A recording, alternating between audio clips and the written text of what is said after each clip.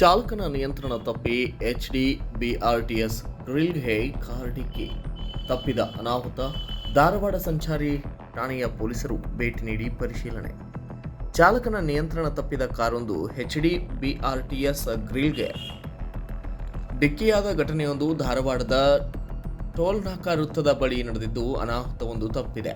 ಕಲಘಟಗಿ ಮಾರ್ಗವಾಗಿ ಧಾರವಾಡ ನಗರ ಕಡೆ ತೆರಳುತ್ತಿದ್ದಂತಹ ವೇಳೆ ತಡರಾತ್ರಿ ಈ ದುರ್ಘಟನೆ ಸಂಭವಿಸಿದ್ದು, ಹುಬ್ಬಳ್ಳಿ ಧಾರವಾಡ ನಡುವೆ ತ್ವರಿತ ಸಾರಿಗೆ ಸೇವೆ ನೀಡುವ ಚಿಗರಿ ಬಸ್ಗೆ ಪ್ರತ್ಯೇಕ ರಸ್ತೆ ವಿಭಜಕ ಗ್ರಿಲ್ಗಳಿಗೆ ಈ ಕಾರ್ ಡಿಕ್ಕಿಯಾಗಿದೆ.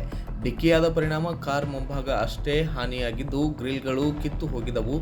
ಸ್ಥಳೀಯ ಪೊಲೀಸ್ ಸಿಬ್ಬಂದಿ ಕಾರ್ ಹೊರತಂದು ಡಿಕ್ಕಿಯಿಂದ ಕಿತ್ತು ಹೋದಂತಹ ಗ್ರಿಲ್ ಇತರೆ ಪ್ರಯಾಣಿಕರಿಗೆ ತೊಂದರೆಯಾಗದಂತೆ ಸರಿಪಡಿಸಿದ್ದಾರೆ. ಇನ್ನು ಡಿಕ್ಕಿ ಸಂದರ್ಭದಲ್ಲಿ ಹೆಚ್ಚಾಗಿ ವಾಹನ ಸಂಚಾರ ಇಲ್ಲದೆ ಇರುವುದು ಅನಾಹುತವೊಂದು ತಪ್ಪಿದಂತಾಗಿದೆ. ಧಾರವಾಡ ಸಂಚಾರಿ ಪೊಲೀಸ್ ಠಾಣೆ ವ್ಯಾಪ್ತಿಯಲ್ಲಿ ಈ ಘಟನೆ ನಡೆದಿದೆ.